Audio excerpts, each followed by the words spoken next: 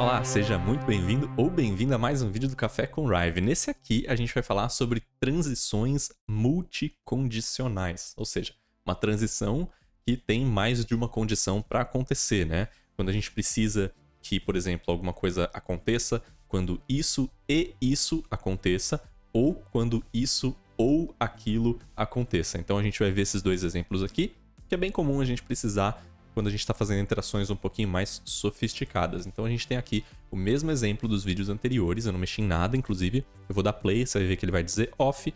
Quando eu apertar esse trigger aqui, ele vai para on. E aí se eu apertar de novo, ele vai para off, né? Essa é a nossa condição que a gente tem aqui atualmente nessas transições. Se a gente clicar e ver no inspetor, né? O trigger é a transição dessas duas, é a condição dessas duas, aliás. Então vamos deletar esse trigger aqui.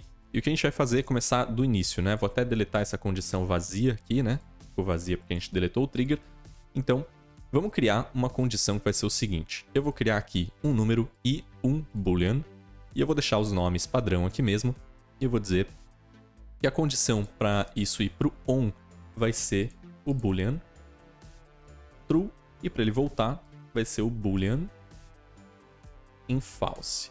Então aqui a gente tem uma condição simples, né? Que está só sendo dirigida pelo valor do booleano. Então quando a gente troca de verdadeiro para falso, ele alterna entre on e off. Mas vamos supor que a gente adicione uma outra condição aqui. Então, para ligar, ou seja, para ir para o on, além do booleano ser verdadeiro, esse número tem que ser igual a 1. Então vamos fazer isso e ver como que funciona. A gente vem aqui dentro da transição, e aqui onde está o nosso booleano, a gente pode simplesmente adicionar uma nova condição. Vou dizer que a condição é o número e ele tem que ser igual a 1. E vou dar um Enter. Agora repara que se eu tocar essa animação aqui, essa state machine, e alterar o valor do booleano para verdadeiro, ele ainda não foi para o estado ligado, né? Então o que tem que acontecer é que além desse estado aqui ser verdadeiro, o número tem que ser 1. E aí sim ele transiciona. Mas aí, como essa condição aqui, né, da transição para voltar para o off é só o booleano, basta a gente desligar isso aqui e ele vai voltar para o off. Mas enquanto esse número for 1 e o booleano for verdadeiro, ele vai estar no on.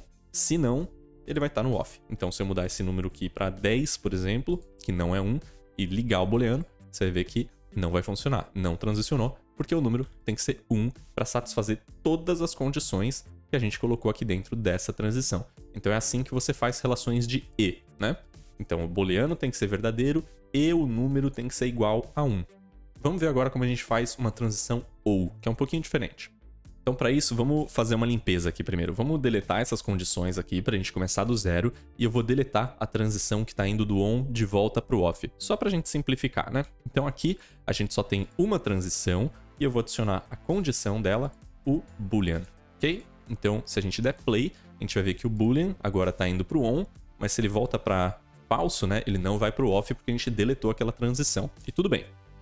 E o número aqui, por enquanto, não está fazendo nada.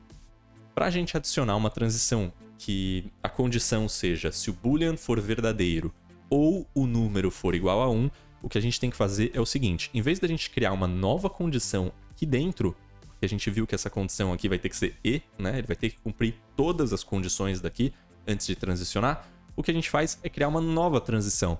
Então, a gente não é limitado a criar só uma transição do off para o on. A gente pode criar uma outra transição e nessa outra transição, no caso essa aqui é a primeira que a gente criou, né? Booleano true.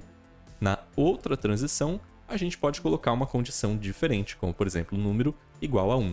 Agora, a gente tem duas transições com condições distintas e qualquer uma, né? Qualquer transição em que essas condições estiverem satisfeitas vai disparar. Então repara aqui.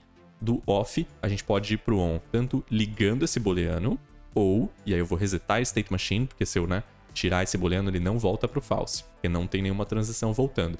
Então eu vou pausar, dar play de novo, e agora eu vou trocar esse número para 1.